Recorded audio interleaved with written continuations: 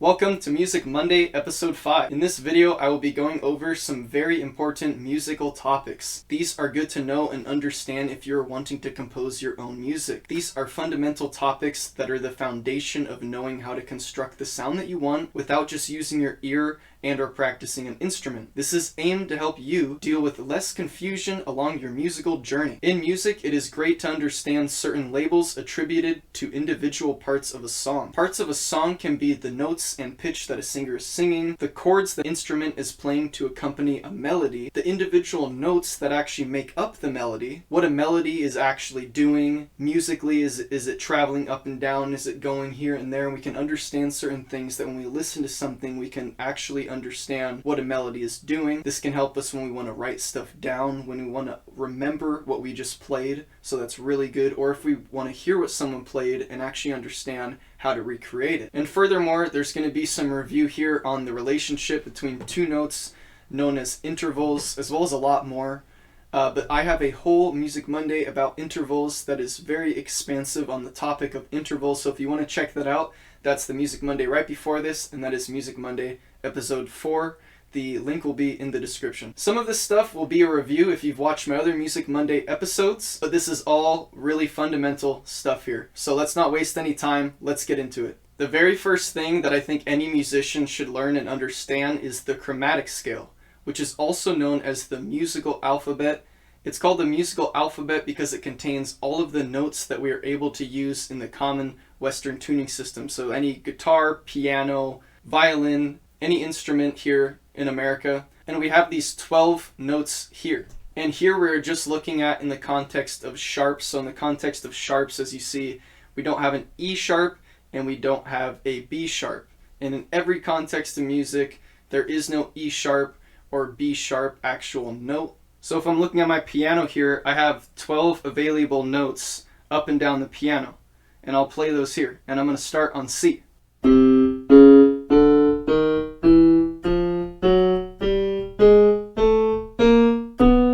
Those are the 12 notes, and when I go on the 13th note, it just brings me back to the 1. So as you can see, it's essentially just 12 notes that make up a piano and other instruments as well. Only 12 notes might seem kind of limiting when you're thinking about making music, but when you think about all the music that has been created, it's kind of outstanding how much you can do with only 12 notes. The next thing I think any musician should really understand, and this one is a milestone for any musician, and that is the major scale. And to understand the major scale, we're going to look at the major scale pattern here, which will allow us to create the major scale, giving us any note. We will explain this in a little bit. So as you can see, there are 7 steps, and after the 7 steps, it takes you back to 1. So you see there's W and H. So a W is a whole step and the H is a half step. And a whole step means 2 semitones and a half step means 1 semitone. I'm going to explain this in a second. But just know that the pattern of the major scale consists of whole, whole, half, whole, whole, whole, half. In other words, there's 2 wholes and 1 half, and after that there's 3 wholes and then a half. And after that, because it repeats that same pattern again. So now let's look at how to make a major scale. So the rule here is you plug a note into the major scale pattern we just looked at. When you see a whole step, you count up 2 semitones after the note you are on. And when you see a half step, you count up 1 semitone after the note you are on. So if the note is a C, for example, you wouldn't count C and then progress to your next note. You would start counting your 1 from the note that comes after the C. In that case, it would be a C sharp. So let's look at that. For example, C, I start counting after C, and I go up a whole step on the chromatic scale. So I'm just going to have a shortened version of the chromatic scale right here, and it's going to show you, if you're looking at your notes on a chromatic scale, and you're starting from C, your C is going to be your 0. Your C sharp is going to be your 1, and your D is going to be your 2. So if I want to count up a whole step from C, I need to start counting from C sharp and then to D. And that's how you count up chromatically. I go over this a lot more in depth in my last Music Monday episode 4. So a whole step, or in other words, 2 semitones, gives us the note D from C. So we're starting to make the major scale here, and that was our first step. We went from C, and now we're at D. So the first 2 notes in our C major scale are C and D. Next, from D, we go up another whole step. So you go to D, and a whole step, remember, you're going to start counting after. So we're going to start on D sharp, 1, and then we're going to go to E, 2. So E is the third note in the C major scale. So right now we have C, D, and E. Okay, so now that the whole step gave us the note E, when we look at our next step in the major scale pattern, we have a half step. So let's look at that. So we just did a whole step from C, which took us to D.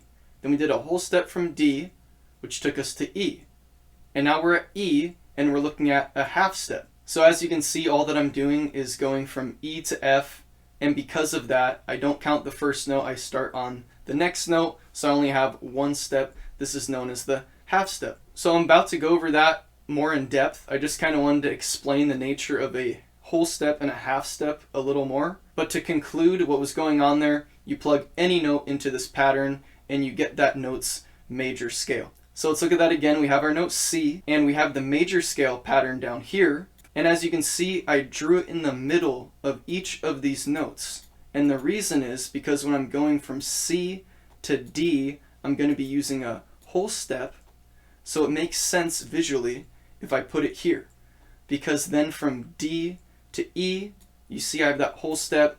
E to F, I have that half step. So when you look in the middle of what's bringing you from one note to the next note, and it tells you.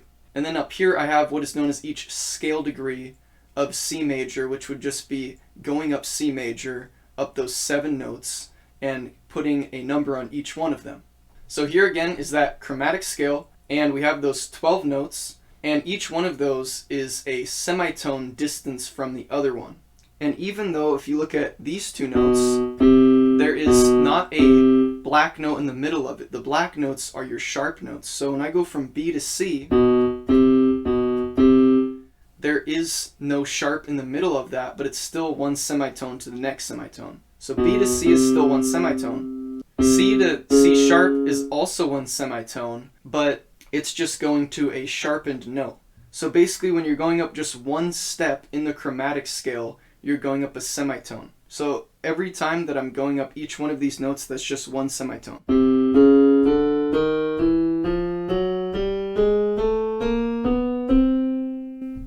So we're going to look at that again. I have my note C, and we're going to plug that into the major scale pattern. So that's going to give us C major. So look at the note C, and this is telling me a whole step. So we just did that, but let's look at it again. I'm going to go from C, and I'm going to start counting on the next step. So when you have memorized that there's no B and E sharp, you can do this in your head. But for now, I'm going to show you visually because I think it's a really good way to learn when you can actually look at this stuff and not try to make it too much of a confusion for your brain when you're still beginning. So we start on C, and as you can see here, it's already 1 and 2, so it kind of just clicks in your brain when you're looking at it. But I mean, furthermore, we're not going to have 1 and 2, so let's actually understand what's going on here. I'm going up those 2 steps, so I'm going from C, and I'm not counting that, and then I'm counting the note after that. So I'm counting C sharp, and then I'm counting D. And because I'm doing those 2 steps, now I have a whole step. And then from D, I'm going to go up another 2 steps after D. So I'm going to go to D sharp, and then E. So now I have E, and you look at that, now I have that half step here, so that E is going to go up that half step, which is 1 semitone. So E is just going to take us directly to F because there is no E sharp. Furthermore, now that brings us to F, which has a whole step. You go up a whole step from F, and you have 1, 2, we land on G. Okay, you go to G, whole step from there. We go 1, 2, we go to A, whole step, 1, 2, brings us to B, half step, we go up that 1 half step, which is also known as that 1 semitone, brings us to C. So as you can see, this brings us right back to the beginning again on that 12th semitone, which things can kind of get confusing with the numbers here, because up here I'm calling the scale degrees starting on C, but in the chromatic scale I'm starting on 0. So if this really is already starting to get confusing, I highly recommend looking at my interval video, because that really breaks down all this really well. So as you can see, at the end of any scale, you have a half step. and that's good to know. The ending of any scale has that half step that brings you back to the first note. This is very important in music. This is a little more advanced, so I wrote advanced up here. And that's that A sharp and B flat are enharmonic notes, which means those are different names for the same note. However, if you look at an A sharp and you plug that into the major scale, so you get an A sharp major scale, you're going to come out with a scale that has 4 sharps and 3 double sharps in its scale. And 3 double sharps meaning it's just 2 semitones above the note it's attributed to. So when you start to look at that, it's very confusing and therefore it's not very ideal. So let's look at a C double sharp. I'm going to go to C, I'm going to go 2 semitones to C double sharp. That's the same note as D. So if you saw a C double sharp written down, you'd have to play a D. So that's where things would just get totally confusing. While if you look at a B flat major, remember A sharp and B flat are the same notes. But if you get B flat and you plug that into the major scale and you're using flats, then that whole scale only has 2 flats. And then the rest of the notes are just the natural notes, so they don't have any sharps or flats at all. These videos will be going over topics that are just using sharps, so that's more advanced, but it's good to know that. Okay, so next, something really good to know is that there are certain names that label each of the scale degrees that we have. The names attributed to the scale degrees are the same in major or minor. So as you look in major or minor, we have these same acronyms. I'm going to explain what those acronyms mean shortly, but the whole point is that in major or minor, you're going to have these same names. However, things start to get kind of weird because the functionality only really applies to the major scale and not so much in the minor scale, especially in its natural Aeolian form. Because of this, I will be focusing on the major scale here, so there's less confusion.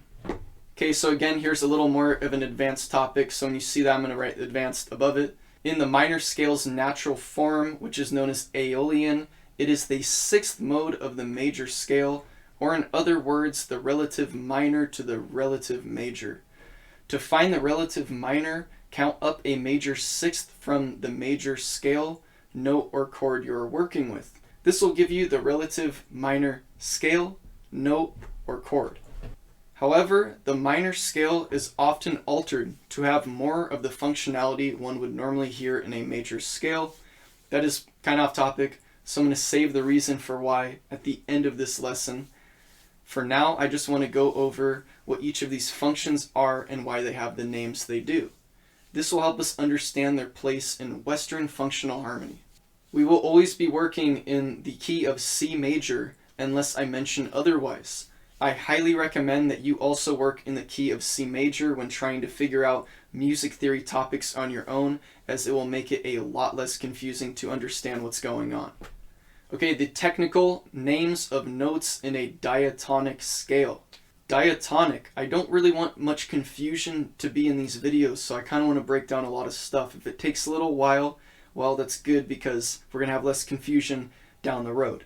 So diatonic is a word that is describing the 7 harmonious notes attributed to the key or scale we are using, which these can all fundamentally be found starting from that major scale pattern and then finding the other modes from that major scale. So we just looked at the C major scale. The diatonic notes would be the notes in the C major scale. So they'd be C, D, E, F, G, A, B. The other notes outside of those notes would not be diatonic notes to C major. So when we're looking at C sharp and D sharp and any of the notes that have sharps, because remember C major doesn't have any of those are not going to be diatonic notes. So the notes outside of the diatonic notes are known as the chromatic notes, as they are the other notes that are not in the diatonic notes but are in the chromatic scale. So let's kind of understand what degrees of a scale mean. So we're looking at the C major scale, and we're going to call the first degree C, because that's the first note in the scale. The second note in the scale is D, so that's going to be the second degree. Furthermore, each next note in the scale is the next degree, leading us back to the 1 again on C, because we only have these 7 notes. So we only have these 7 degrees. So as you can see, it repeats again after 7. And on the piano, as you can see, repeats again after 7. So what that means is that this is one octave up from the other C that we started on. And therefore, it still keeps the same functionality of that same C. It is just a higher pitch version.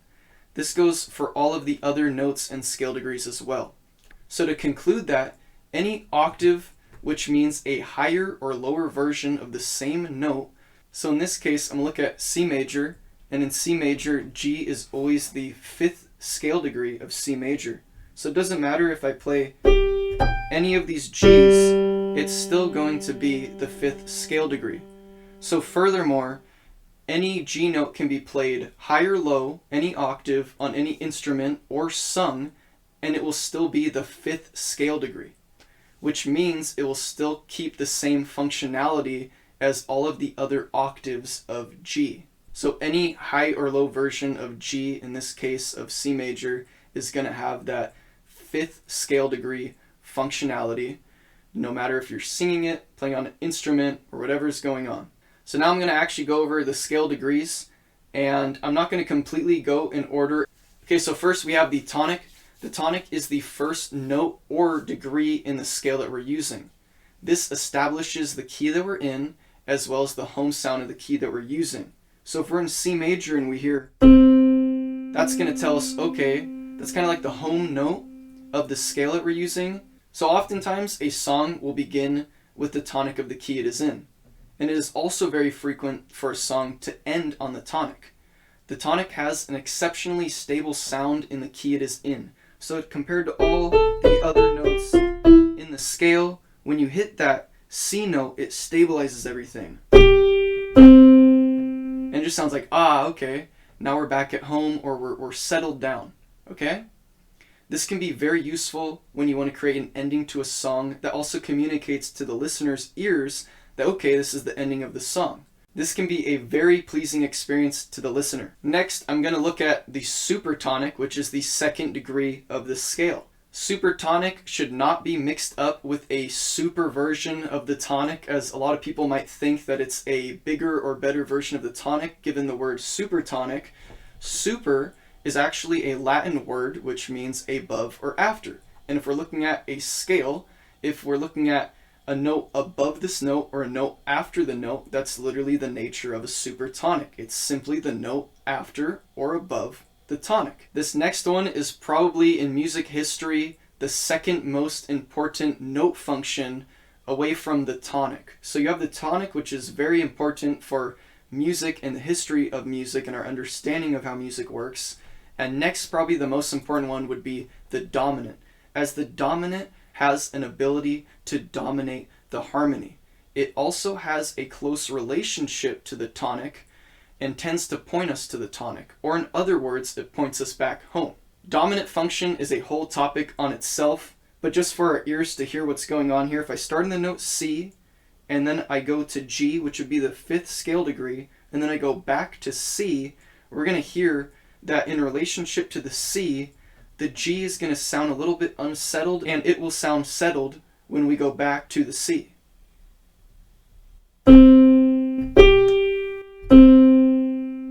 If you didn't quite pick up on that with your ears, no worries, because a lot of this stuff just kind of takes some time training your ear. Okay, the next one. Subdominant is the 4th degree of the scale. Sub is Latin for under, behind, or beneath, and this makes a lot of sense because the subdominant is the same distance below the tonic as the dominant is above it.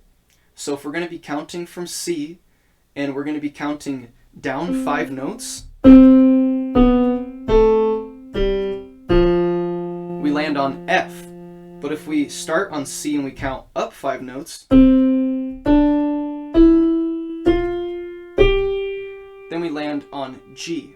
So as you can see, the subdominant is basically a dominant counting down from the tonic, while a dominant is a dominant counting up from the tonic. Next is the leading tone. This is very important in music. This is the 7th degree of the scale. This directly points us back to the tonic or home because it is a half step away from the tonic. So if I'm in the scale of C major and I'm progressing up all these notes, The last two notes, if you notice, go straight from B to C. And because of that, it's a leading tone because it directly goes from one note to the other and there's not that note in the middle of it. The next thing to know is that the leading tone is also the third note of our fifth degree triad. So if you look at the fifth degree triad in the context of C major, we're going to have a G major triad, which is going to consist of the notes G, B, and D. And look at the middle note, it's B. B is our leading tone. So that is also another reason why our dominant chord points us back home. Another primary reason is probably the fact that the fifth degree is in the first different note away from the fundamental in the overtone series. Moving on, we're looking at the median, the third degree of the scale. We're using a lot of Latin words here. Median is a Latin word that can be translated to middle. This does not mean the middle of the scale. This means roughly the middle of the tonic and the dominant. So then we're going to move on. We're going to go to submedian, the sixth degree of the scale. So with the submedian, this is going to share the same nature as the relationship between subdominant to dominant. The submedian is the same distance below the tonic as the median is above the tonic. So if I'm looking at our tonic and I go 3 down, I get the note A. Okay, keep that in mind. But if I start at the note C and I go up 3, I go to E. And submediate being the sixth degree of the scale, I went down 3, remember, and I went to that note A. So now if I go up from C and I go up the 6, 1, 2, 3, 4, 5, 6, look where I land. I land on A. So if I count down 3, or if I count up 6, I have that same note. So those actually share the same functionality in the C major scale. Okay, so I said I was going to talk about this, and now I'm going to talk about making a minor scale have more function that one would find in a major scale. So it is typical to raise the 7th degree of the minor scale in order to create a leading tone, which then will also create dominant function with the 5th degree of the scale.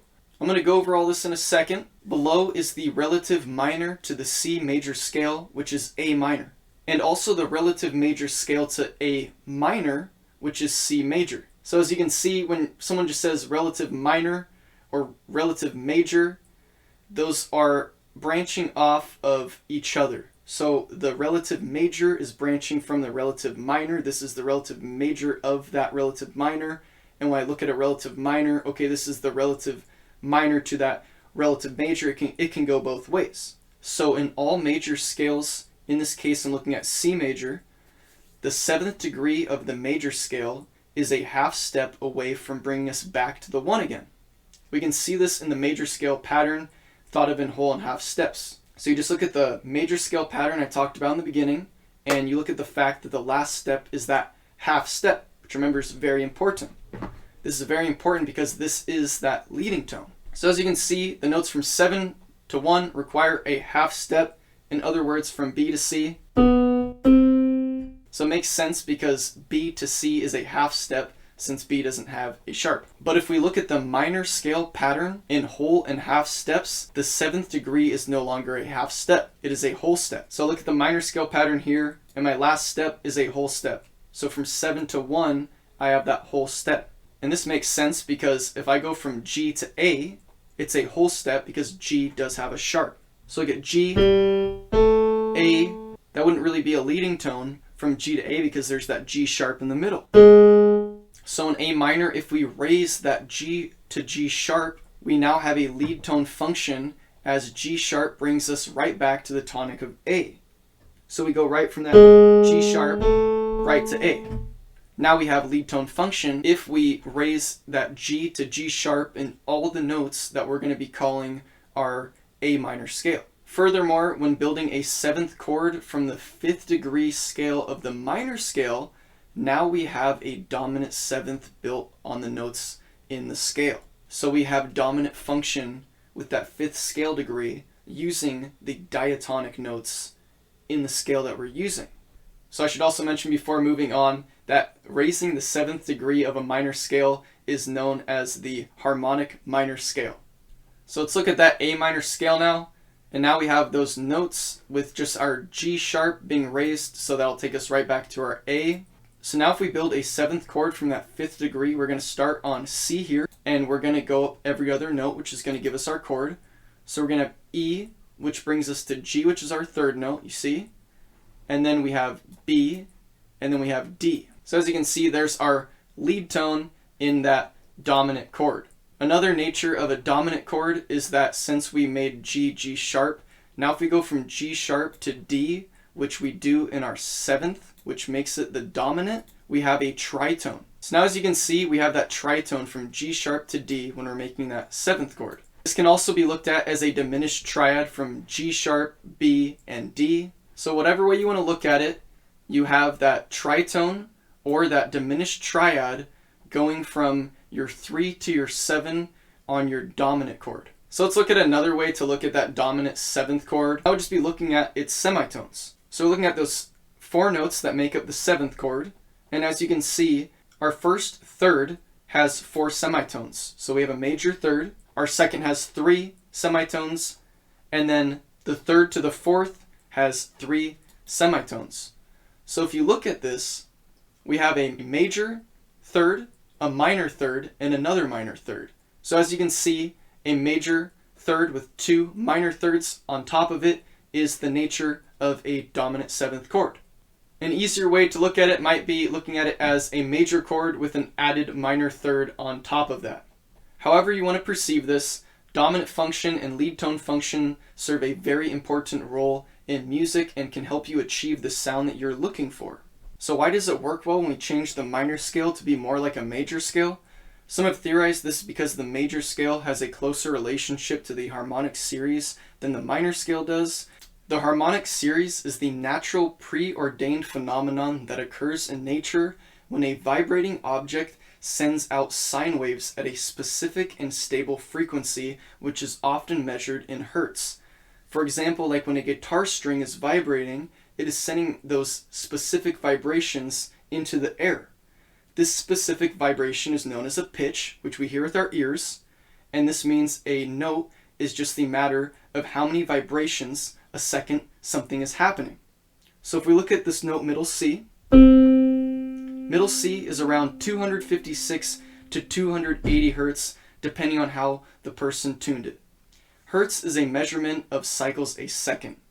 So 256 to 280 just means that there's that many vibrations in a second, and when there are 256 to 200 vibrations of a second of something, the pitch of that is C. So you could literally take any noise and you could play it 280 times a second, and all of a sudden that noise would become middle C.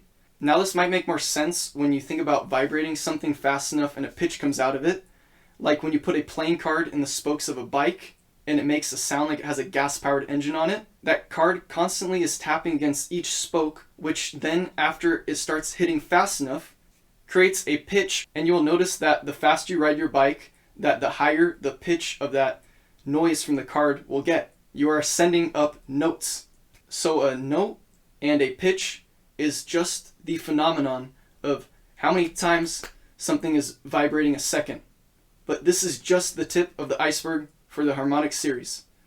Okay, next we must understand the position of flats as well as sharp notes. Okay, so here's the rule. B and E do not have sharps. C and F do not have flats. So let's just look at notes with sharps first. So here are all the notes in the chromatic scale in terms of sharp notes. And B does not have a sharp, and E does not have a sharp. As you can see, there's no note in the middle of that, but there are notes in the middle of each of the other ones, which when we think about sharps, we're just going to call it sharp, because in music, the sharp is known as a higher pitch version of the note.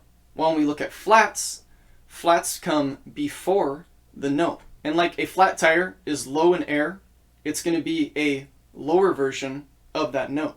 So we have A flat and then A, we have B flat and then B. And as you can see, we don't have a C flat, but look right above that. We have no note in the middle of B to C. Whether we're looking at sharp or we're looking at flat, we have no note in the middle of B and C. And this is also on the piano. So there's no note in the middle of those two notes. However, from A to B, we do have a note in the middle. And here they're calling it B flat. But what I'm trying to show you here is that we can call this note B flat, or we can call it A sharp. And this is what is known as the enharmonics. Furthermore, we look down and we can see that a D flat is also a C sharp. And as you can see, a D is a D. The natural notes always line up. So let's look at that. A, B, C, D, E, F, G. All those line up. Okay, the only difference is we're calling this note in the middle of an F and a G, for example, a G sharp here. We're calling this note in the middle of an F and G, an F sharp here. Why? Because in this case, we're going up one from the F, so we have F sharp. In this case, we're just going one down from the G, so we have G flat. So it's just another way to look at it. This is where music can get really confusing, but this is really good to understand, as a lot of times I'm explaining things and I'm saying, oh, I'm going from A to A sharp, and if you're looking at the screen, it's saying it's a B flat. So it's really good just to understand that, well, it is a B flat, but it's also an A sharp. So now let's kind of look at that in a different sort of way. I'm going to have A, B, C, D, E, F, G back to A written out here. I'm going to have the sharps written above, and I'm going to have the flats written below. So let's start from A and progress forward from there, because it can get kind of confusing if we just start on this one before. So let's start on A, and as you can see, we have a note coming after each one for the sharps, and then we have a note coming before the next note for each flats. And because of that, we go all the way down to here, and we reach the very end, where G brings us back to A again, which A was our beginning point. So let's look at that. We go from G to A. In sharps, we go G, G sharp, A. That makes perfect sense. And if we go from G to A thinking about flats, then we're going to go G, A flat, A. And I mean, that can make perfect sense when you're looking at this at the end. You're looking at, okay, G, and then it's A flat before A. However, when you're looking at the very beginning of this, and you're thinking about the note that comes before A, sometimes things can get a little confusing, and you got to really remember that a flat is just a lower version of that note. So you got to remember, okay, it's A flat and then A. Okay, moving on to the next thing. It would also be good to understand solfege and the difference between fixed and movable solfege. So fixed solfege, C is always do, Re is D, Mi is E, Fa is F, Sol is G, La is A, and Ti is B. So we're going to always have this C major scale, and Do, Re, Mi, Fa, Sol, La, Ti, Do will be attributed to each of the scale degrees in the C major scale. So in fixed solfege, doesn't matter if you're in F major, in B flat minor, whatever you're in, these notes will always remain how they are and they won't change. So if you're in B flat minor, let's say, your Sol is still going to be G, your Ti is still going to be B.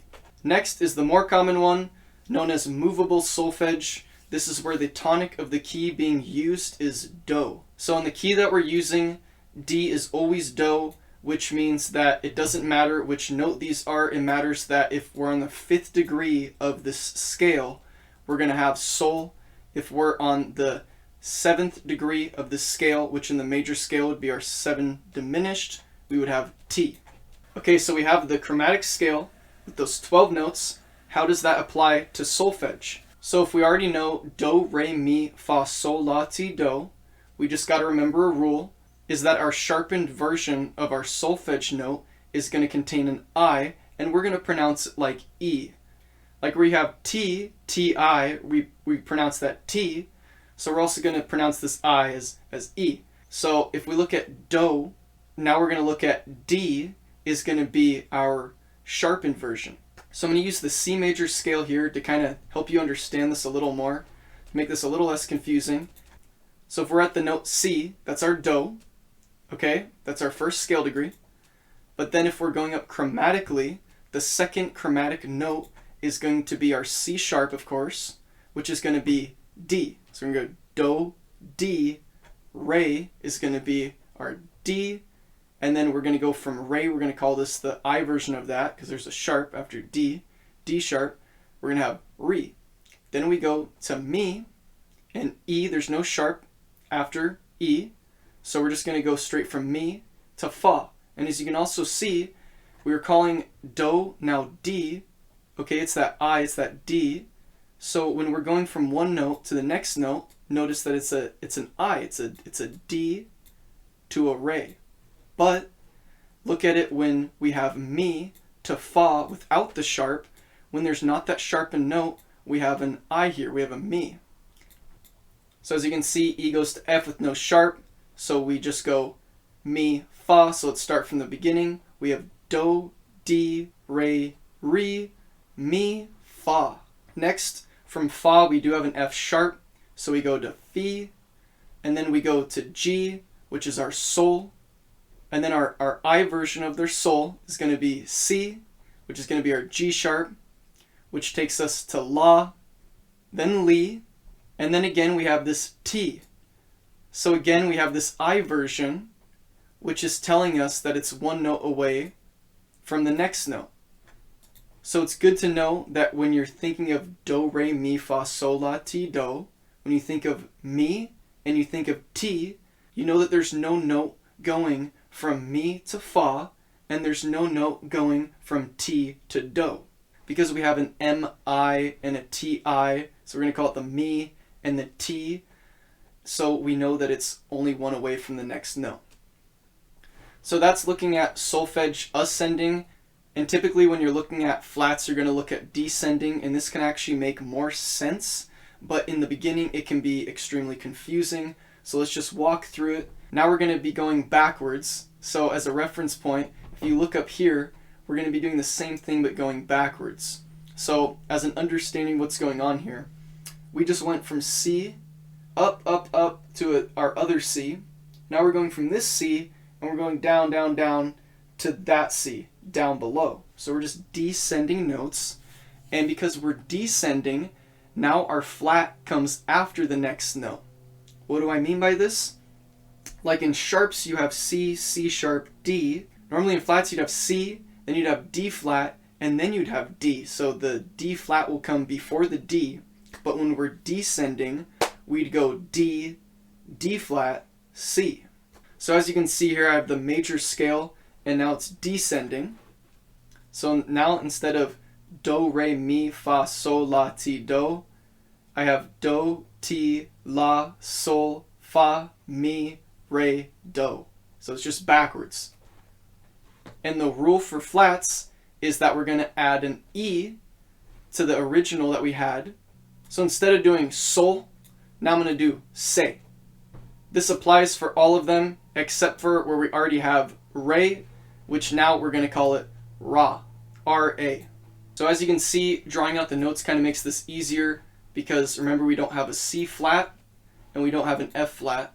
So to think about that, we just don't have a note in between do and ti, and we don't have a note between fa and mi. This is easy because when we're ascending, we're thinking about the same exact thing but backwards. We're thinking there's no note between mi and fa, and there's no note between ti and do. So if you're not really into singing, this probably is not very important to you, but if you are interested or want to sing, this can be very important to you. Okay, so next it would be good to know how each of the scale degrees corresponds to modes. So saying, to help you remember this, could be, I don't poke living mammals after late. I can't really think of anything better that makes any sense at all, so that's what I got. Which, that can help you remember I, D, P, L, M, A, and L. So it is always the case that the first scale degree is Ionian. Your second scale degree would be attributed with Dorian. Your third, Phrygian. Your fourth, Lydian. Then after that, your fifth, Mixolydian. The sixth, Aeolian, which is also known as minor. And then seventh, which is Locrian. And as you can see, this is also why when you're playing that sixth degree, or you're going up 6 notes from your first note, that's your relative minor, because it literally is the minor mode. So let's go into this a little more and understand modes as a topic. So let's look at the C major scale, and I have it written out 3 times here just to make this easy. And what we're going to do here is we're going to get the C major scale, and you should always start with major scales. Makes things pretty simple because that's basically how it was constructed from the beginning. So you're going to take a C major scale and you're going to start from the note C and you're going to end on C. Well, that is what we already do in the C major scale. So that's known as Ionian. So Ionian is literally playing the C major scale as it is. While the next mode, the second mode, is known as Dorian. So our D would be attributed to the next note in the scale, which, as you can see, it's the second degree.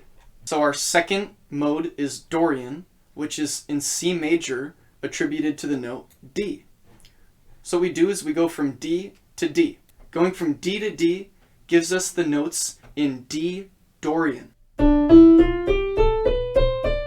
So as you can see, D Dorian shares the same exact notes as C major.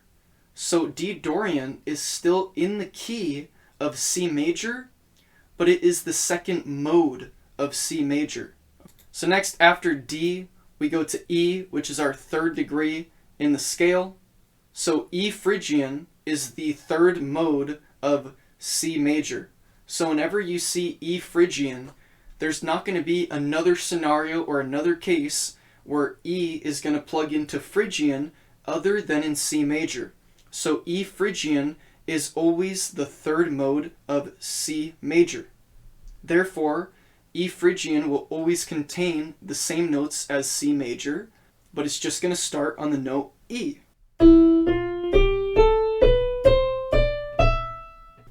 We move on from E and we go to F. F is our fourth degree in the C major scale. So now that leads us to our fourth mode, which is Lydian. So the fourth mode of C major is F Lydian. So all we do is we play from F to the other F in the notes that are inside of C major.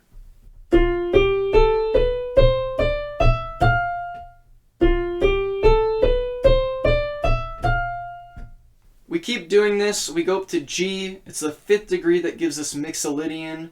So we play G to G, and that's going to give us our Mixolydian mode. And then we go from A to A, and that's going to give us our minor mode. So that's very important. So we know that if we just play A to A, then that's going to be A minor, which is the relative minor of C major. And furthermore, Locrian would just be the seventh degree, so we'd literally just play from B to B. And as you can see, all the whole steps and half steps are drawn here, so you can see how they're adjusting and how they change the scale. Okay, so now let's look at modes, and basically compared to our original C major scale, what is this mode's difference compared to C major? To do this, this is known as parallel modes. So as I have C here, normally I would have D Dorian, as I just showed you. But if we're going to choose C Dorian, and if we're going to choose any of these, as you can see, we have all of them labeled as C. All of these are parallel modes of each other. They're all parallel modes of C. Creating these parallel modes is a good way to let us look at and understand the difference between this major scale. So the difference between Dorian and the major scale is that in Dorian you have a flat third and a flat seventh, while in Phrygian you have a flat second, third, sixth, and seventh. So knowing this can kind of help you understand why they sound the way that they sound. Lydian would have a sharpened 4, Mixolydian would have a flat 7, Aeolian, known as minor, would have a flat 3, 6, and 7, while Locrian would have a flat 2, 3, 5, 6, and 7. Okay, so now we can look at the modes and we can compare them to major or minor and see the difference between them. So Ionian is of course major, that's the first mode. Then we go to Dorian, which this can be looked at as a minor with a natural 6. Then Phrygian, which can be looked at as a minor with a flat 2. Lydian can be looked at as major with a sharp 4. Mixolydian can be looked at as major with a flat 7. So as you can see, the lead tone is now not there. Aeolian is minor, and Locrian can be looked at as a minor with a flat 2nd and a flat 5. Next, it is really good to know that the new sharp of any major key is the scale degree 7, and any new flat of a major scale is the scale degree 4. This will help you understand circle of fifths and key signatures better, because when you're looking at the circle of fifths, if you're going to look at, let's say, a G, and you want to know the new sharp of G, you're going to go one note back, which is F, okay? And then if you want to look at a flat, you're looking at the 4th degree. So if we're looking at B flat, and we're looking at the 4th degree of B flat, then that gives us the note E. So E flat is the new flat of our B flat scale. If that doesn't make any sense, don't worry. I would personally just write it down. Another kind of thing just to maybe write down is non-tertiary chords. These are chords that use a different interval than thirds. For example, if I have a C, G, D chord, this is built from fifths and not thirds, so this would actually be known as a quintal. Okay, the next topic is embellishing tones. These consist of non-chord tones that help us create a more musical phrase by allowing us to do things such as stepping us from one note to another note, going from one note back down quickly to create a nice musical phrase, and a whole lot more. These non-chord tones are not always non-harmonic notes. Sometimes a non-chord tone will still be in harmony with a different note or notes that are in the chord. Okay, so what is a chord tone? A chord tone is a note that is found in the chord of a note or a chord being played at the moment. So if I have a C chord or if I have a C note, my chord tones are still going to be the notes that are attributed to that note's chords, or if I'm in that chord, it's just those notes in the chord. I'm explaining what those are. So oftentimes in a song, this is going to change throughout it. Oftentimes single notes can be thought of in context of a chord, and chords are often built horizontally instead of vertically, which is good to keep in mind when analyzing or composing music. These chord tones are thought to be the triads built from each note plugged into the diatonic notes of the scale. For example, if we take the note C, we have C, D, E, F, G, A, B. For example, if we are in the key of C, and as you see, I only wrote C here because a lot of times in music it says, okay, it's in the key of C, that means C major. And because we're in the key of C major, that's the C major scale right here. Any triad can be built by counting from the starting note and counting every other note and doing that 2 times. For example, if we have F, A, C, originally we had F, G, A, B, C, and all we did was we skipped every other note from the note that we started on. Furthermore, the 7 can be thought of a chord tone as well, but anything past that would be considered an upper extension. Usually, I will be using the 3 and the 5 as chord tones, especially when thinking in terms of stricter styles of music, such as strict counterpoint, because the 7th is typically looked at as a dissonance. Okay, so the first embellishing tone is known as a passing tone. This is a tone that creates a stepwise motion between 2 chord tones. Oftentimes is composed unaccented. Usually the order is chord tone, passing tone, chord tone. It is also possible to use 2 passing tones to fill the interval of a 4th rather than a 3rd. So let's first go over a regular passing tone. So let's say I'm using a C and I'm doing a C major triad. So if I get a C major triad and then I just take the first 2 notes and I just get C and E, I have my major 3rd. So to get from my C to my E, I could put a D in the middle of that. And because all those notes are still in my key, this is known as a passing tone, because I'm still using notes that are in the key that I'm using, but they're not sounding the chord at the time. So at the time, let's say at the same time I had a perfect 5th of a C over here just sort of playing, and then I was thinking, okay, well with that perfect 5th, now I want to go C to E, because that would sound nice, but now I want to do C to E. And as you can see, if I'm thinking in context of my C chord, that D note would be a major 2nd, So that would sort of be a dissonance, especially in terms of a C major chord. If I randomly just played the D with it, it doesn't quite sound very good, but it sounds good when I do the C and also the E. So the note in the middle of it causes what is known as a dissonance, which makes a unstable sound, which then stabilizes back to the stable sound of the chord tones harmonizing with the chord that's sounding at the moment. So then I also said we could use two passing tones to fill in the interval of a fourth rather than a third. So let's say I had a fourth and I just had C and F. So I'm creating my perfect fourth. And let's just say in this case there's just C ringing out in the bass. So then in this case I'm going to use my two passing tones to go from C to F, and I'm just going to...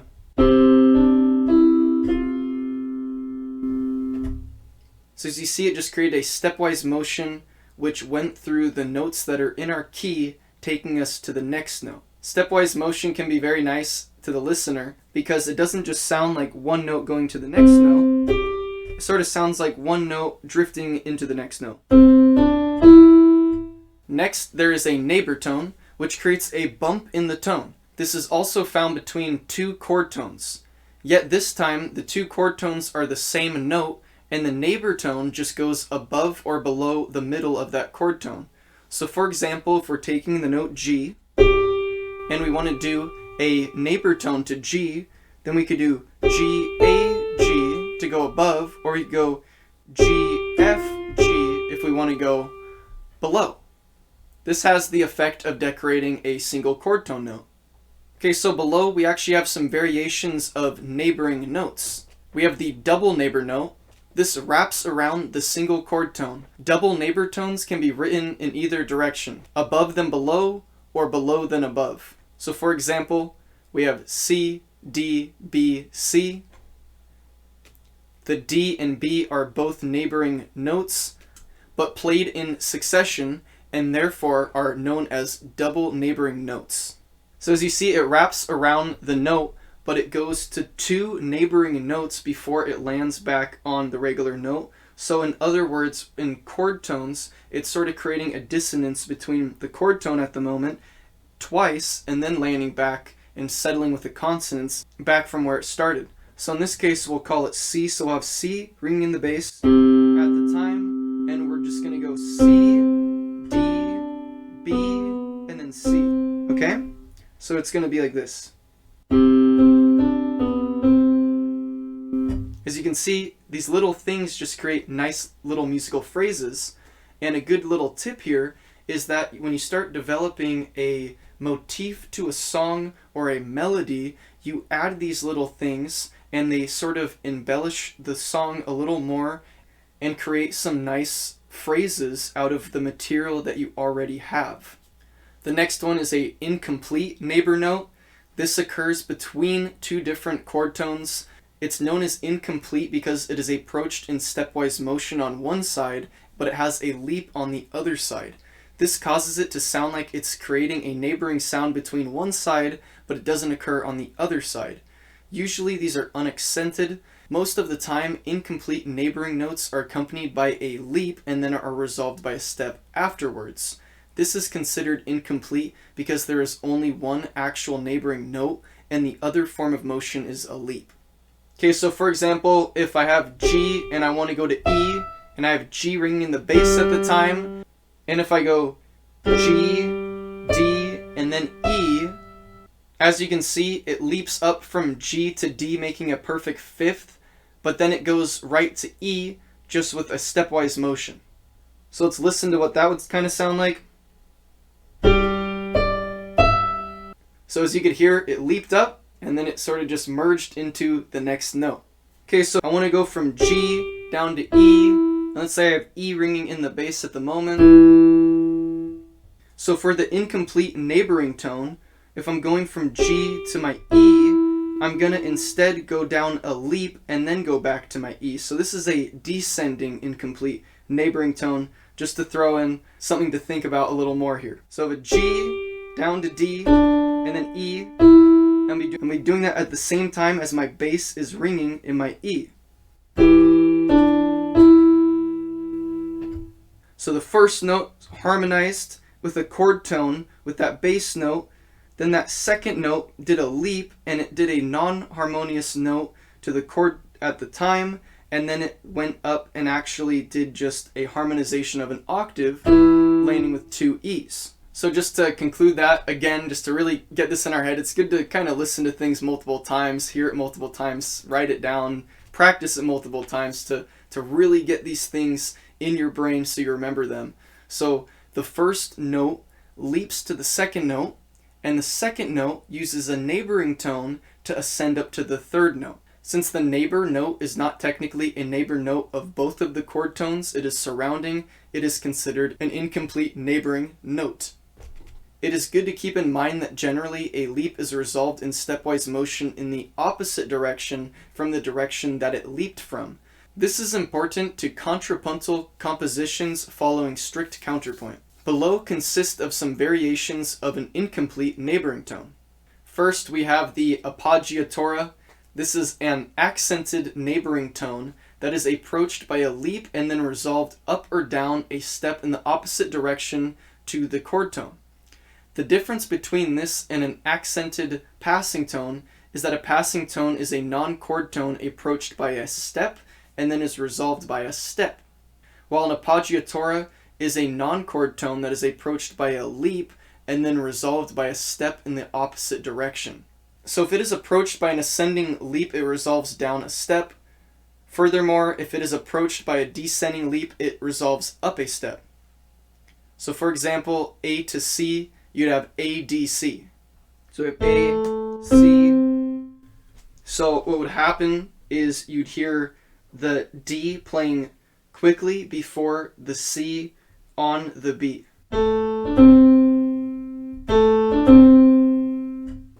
So the A leaps up a fourth to D, then the D resolves down a step to C. The D is the Appoggiatura of the C. Next we have escape tones. This is a reversed version of the typical incomplete neighboring tone. This is approached by a step and then leaps. The step and the leap move in opposite direction. Usually this is a step up and then a leap down. Like incomplete neighboring notes, these are unaccented. So the sound of that escape tone would be something sort of like if I went from C down to B and then I went back up to E. So my C and my E are chord tones, but my B is not. So I go from C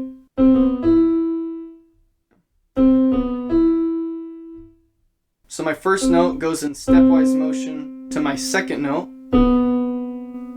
which is a non-chord tone, but then that leaps in the opposite direction to a chord tone. Anticipation, a stable tone that arrives earlier than one would expect.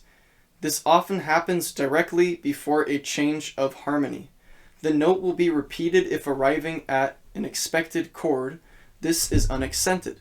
This is also a type of syncopation. In simple terms, syncopation is a note that is off the beat. This takes an unaccented beat or even upbeat and puts an accented note there. In order to be syncopation, it must be either anticipation or suspension. Anticipation would be an accented note or unaccented beat arriving suddenly before one would expect, given the context of the song. Suspension of syncopated rhythms would be an accented note on either an unaccented beat or even an upbeat that arrives later than one would expect. However, suspension in context of Baroque and classical music is more strict and follows set rules in order to be considered a suspension. These mandatory 3 rules are prepare, suspend, and resolve, which is also known as PSR. So here we have a P and an S, and we have 2 notes that are going to be the same note. Okay, so if I have my prepare and my suspend notes, let's say it's D, I'm going to be using the same notes for both. So it's going to be, that's my prepare and my suspend. And when S moves to R, we have to resolve by a step, usually downward. So we'd have D, D, C. And how is this a suspension? Well, it's because it's in context of working harmoniously over a bass line, or a chord. Okay, so let's say the bass is playing a G chord or note at the moment. In this case, I'll just do a G note. Okay? And then while that G is playing, I'm going to have my D, which is going to create a perfect fifth, so it is going to be in harmony. But then I'm going to keep playing that D, again remember, a second time. But this time when I hit that D, I'm actually going to land my bass on C. So again, the first time I'm playing this D, I'm going to be playing G and D, and then I'm going to keep playing D, but then I'm going to go C and D, which creates a major second, which depending on your ear can be thought of as a dissonance. Okay, I'm going to play that D twice, and then I'm going to go down to my C. And what's going on here is in the bass, I'm going to do that same thing where I go from my G the first time, and then I go to C my second time. But now, I'm going to stay on my C when my other note goes from my D down to my C, which is going to create an octave of both of those and create a nice sound. So the first time what happened there was I played my G and my D, creating that perfect fifth, a nice little harmony. And then I played my D again, but I went down to a C, creating a not so nice dissonance. Then from there, I kept playing my C in the bass, but then I went down a step to my C, creating a nice octave consonance. So let's kind of hear what that would sound like.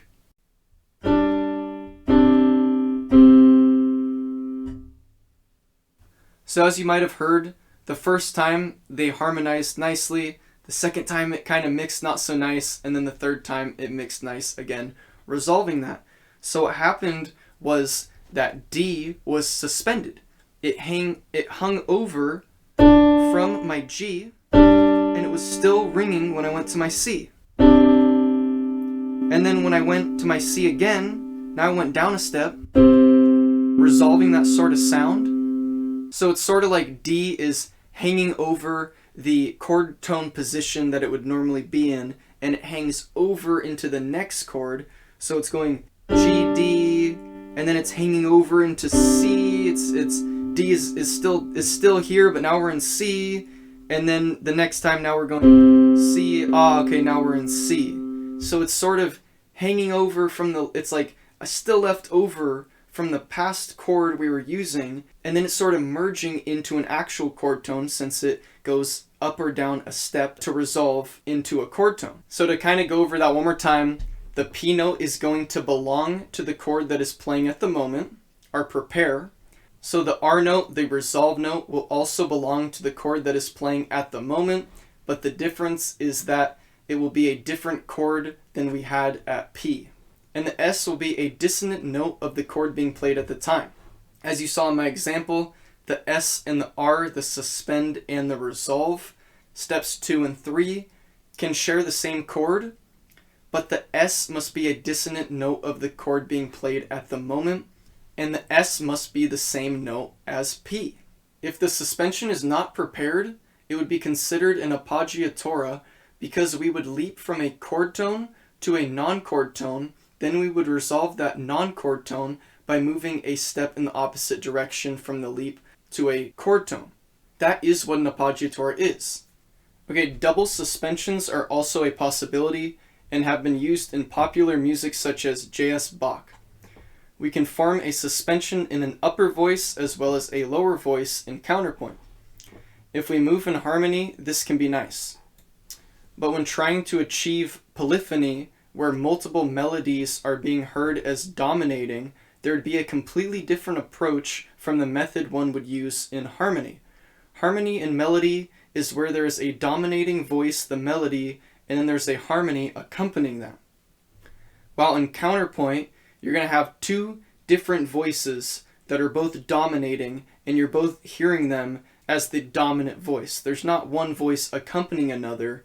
They're both their own voices playing their own separate melodies. And because of this, this is going to be in terms of counterpoint and not harmony.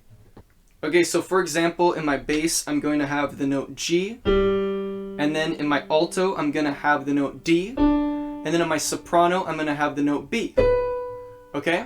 And from these notes, I'm going to suspend my D and my B, both of them, in the alto and the soprano. So I'm going to start with G, D, and B, and then I'm going to go over to C in my bass, but I'm going to keep staying on that D and B in my alto and my soprano. And that creates a dissonance right there, and it sounds kind of unresolved or dissonant. So now look at this. Now I go stepwise motion in contrary motion in both my alto and my soprano. So in my alto, I go down in stepwise motion. In my soprano, I go up in stepwise motion. So we are not only suspending, but we are suspending, and then we are creating a resolution of contrary motion to create 3 octaves. Okay, so to kind of hear what that would sound like, it's going to sound something kind of like this.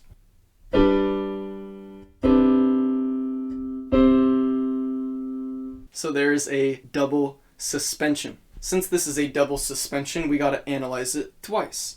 So the soprano has a P and an S of B.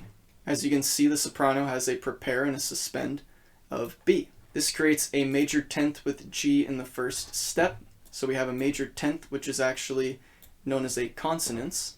And then C to B creates a dissonant major 7th in the second step. So in the second step, we have that C to that B, and now we have a dissonant major 7th. Then B finally resolves up a step to C, creating a consonant 8 or octave between the bass and the soprano in the third step. This is called a 7/8 suspension because there is the dissonant 7 resolving to a consonant 8. So as you see, that's creating a 7, that's creating an 8, so that's known as a 7/8 suspension. Okay, so the P and the S of the alto are also D, which creates a consonant perfect 5th in the first step. Then C and D create a dissonant compound major 2nd, also known as a major 9th in the second step. Then finally D in the alto resolves down a step to C, creating a consonant octave between the bass and the alto in the third step. So this would be called a 9/8 suspension because of the dissonant 9 resolving to the consonant 8. So it might be kind of confusing because let's talk about the octave just for example. I'm calling this relationship an octave, which I'm calling an 8, and I'm also calling this relationship an octave, which I'm also calling an 8. But you might think, why don't I call it a 16 then if I'm going up those 16 notes? Well, that would just kind of make things confusing, and they're the same note, they're both C, so they're still going to function the same. So I'm just going to call it in correlation to what it is in the scale degrees. So it's an octave of the scale degree that we're using, but instead of calling it 2 octaves up, I'm just going to call it an 8. So just kind of talk about that a little more. I'm already calling C in the alto 8, which is an octave above the soprano, okay?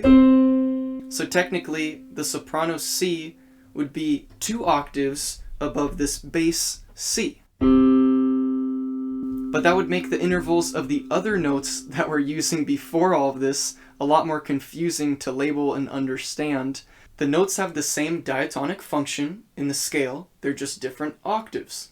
Additionally, the soprano and the alto move in contrary motion to each other but still follow the guidelines for suspension. This creates a contrapuntal double suspension. Oh, this is just great. Okay, so next we're going to look at some embellishing tones, which can also be known as musical ornaments. So first we're going to talk about the Appoggiatura, which on notated music is that little tiny note that you sometimes see in songs, and you wonder, why is there a little mini note right there? Appoggiatura translates to English as leaning note. It's very good to understand this. An appoggiatura is a chord tone that is one diatonic note above or below the note that is being played and is to be played before the next note on the beat. So it might seem kind of confusing, but I'm going to break this down. So a non-chord tone means a neighboring note in the scale that is not a part of the chord that is being played or highlighted at the moment. This occurs on the beat, and therefore it accounts for a section of the note after it. Usually an appoggiatura will be assigned to a quarter note, and the feeling of this appoggiatura will be an eighth note to another eighth note after it. The feeling will be an eighth note to another eighth note, but the appoggiatura will lean on the next note. So let's say what's sounding right now is the chord of G. So I'd be playing a G note to harmonize with it. But if I was hearing a G chord and I wanted to hit that G note, I could play the note that comes right before G that is still in the scale, so it's still a diatonic note. So I have F to G. So if I hear a G chord at the moment, let's just play a G chord, okay? So I could come in with G, or I could come in with F to G. And this can be good because the F does not harmonize with the chord while the G does. So we have this non-harmonizing note coming in, and then a harmonic note coming right after it. So on sheet music, you'd see that little small note written before the next note. So let's just say we have a C right here. So our appoggiatura would be written on one of the notes that's in the scale, either before or after this. So if my note is written on a space, my appoggiatura would be a small little note written on a line above or below it. Appoggiatura translates as a leaning note because that is how it's supposed to be played. So although it's supposed to be played as an eighth note, it's supposed to sort of lean on the next note. So there's kind of that leaning into the note to the next note. This leads us to the Acciaccatura, which is a mini note with a line through it. This translates into English as a crushed note. This is another non-chord tone that is just one diatonic note above or below the note that is being played and is to be played before the next note as well. The difference between an Acciaccatura is that it lands before the beat and is to be played as quickly as possible while still maintaining a musical elegance to it. So since this falls before the beat, it does not account for any amount of the note after it. Plus, it is not itself a note value. It is to be played quickly before the next note. So that's why it's crushed. It's sort of crushed in before the next note is played. The next note still actually lands on the beat. The Acciaccatura is sort of crushed in right before the note lands on the beat. So again, these are small notes written on the staff. So if it is an Acciaccatura that is above or below the next note, it will be written on that line or space on the staff that it is attributed to. So if I'm going to do that same G chord and I'm going to play an Acciaccatura, let's say the G chord and the G land on the beat. So what would happen is my F would be crushed right before that. One more time. So right before the G and the G chord harmonize together, the F is crushed right in there, right before it lands on the beat. Again, this is a non-harmonious note, and it's not being played at the same time, but it's right before, so that note is still ringing in our head, in our ears. Next is a mordent. This kind of looks like a mini McDonald's sign. This means you play the printed note, and then you ascend a diatonic note, and descend back down to the printed note. This is to be played quickly. So again, I'll have my G note. So G mordent would be... So a lot of times in music, you'll kind of hear that dun-dun-dun, and a lot of times that would be a mordent. Okay, so a mordent is one that ascends up and then ascends back down that diatonic note. So then we have a lower mordent, which can kind of look like a McDonald's sign with a line through it. So you're supposed to play the written note and then descend a diatonic note and then ascend back up to the written note. And again, this is to be played quickly. One more time. So again, you could probably think of a lot of music that uses something kind of like that. Okay, so turn. This kind of looks like a sideways S. This means you're going to observe the printed note and you're going to start playing the diatonic note above it. So if I see a G and it's a turn, I'm going to start with A. And then I'm going to play the printed note after that. And then I'm going to go one diatonic note below that. And then back to the printed note.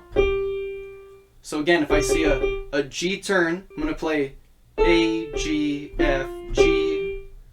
Then next we have an inverted turn, which looks like a sideways S with a line through it. It's the same process of a turn, but it's inverted upside down. So you're probably already guessing what this is, but you observe the printed note and you start playing the diatonic note below it, and then you play the printed note, and then from there you ascend a diatonic note up, and then you go back to the printed note. So again, if I had G and it was an inverted turn, I'd be playing. One more time. Next is a trill, which looks like a wiggly line written in sheet music. This is a quick repetition of the printed note and the diatonic note above it. It's not to be played exactly, and it should be played with attention to nice rhythmical phrasing. An example would be if I'm playing G, then I would trill between G and A, and oftentimes it is taught to be played starting with the above note during Baroque as well as classic periods of music. So if you had G, you'd actually start A and you trill between A, G, A, G, A, G, A, G. So starting on A, G, A, G, that would sound something like. If there is a natural sharp or flat drawn above or below an ornament, that is giving you information on which note should be affected. For example, if you had a flat symbol written below an inverted turn, that would be telling you to make the descending note of that ornament flat. So therefore, if you see this natural sharp or flat written around an ornament, it's giving you information about how it's not fitting in the diatonic notes of the scale that you're using, and it's actually going outside of that to those chromatic notes. So we have an inverted turn, and normally we just play F, G, A, G, but in this case of an inverted turn, if it had a flat drawn below it, now we're looking at that lower note is flattened. So we're going to go F flat, G, A, G. So if an ornament is written above the note being played, it is telling you to directly use that ornament being described with that note on that beat. However, if the ornament is written after a note, it is telling you to first play the note written and then to develop into the ornament once you are at a moment where the ornament is above where you are. For example, if there was a G half note and a turn was written above the second beat of the half note, you would first play the beat of the half note regularly. Then when the beat of the half note comes, since the turn is now written above that section, you will be playing the ornament how you would normally play it on that half note. So we're going to take that example of a G half note and a turn written above that on the second beat of that half note. By half note, I mean a note that is like you have quarter note, half note, whole notes. In notated music, I'm talking about the half note, which is attributed to 2 beats. So of that half note, turn is written above the second half of this half note. I played a beat, I hit G, I went through that whole beat, and then when I went to that second beat, I went through a turn centering around the G note. So in this case, my G takes up the duration of a quarter note, and then the next phrase is the ornament, which also takes up the duration of a quarter note. Okay, so then again, if there was an accidental written below a lower mordent, it would tell us what to do about that lower note. For example, a sharp written below the lower mordent would tell us to sharpen the diatonic note we descend to. So we see a G and we see a lower mordent with a sharp written on that lower, in this case it would be a space. So instead of playing G, F, and G, now we're going to play G, F sharp, and G.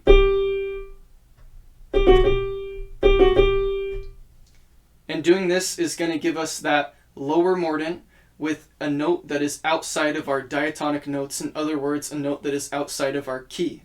Okay, so that is the end for this Music Monday episode 5. The next video is going to go over counterpoint, and specifically species counterpoint. I'm going to go over the first species counterpoint, and knowing all of this information in this video will help prepare you for this next video. Species counterpoint is the method that was taught to people like Haydn, Mozart, Beethoven, Schubert.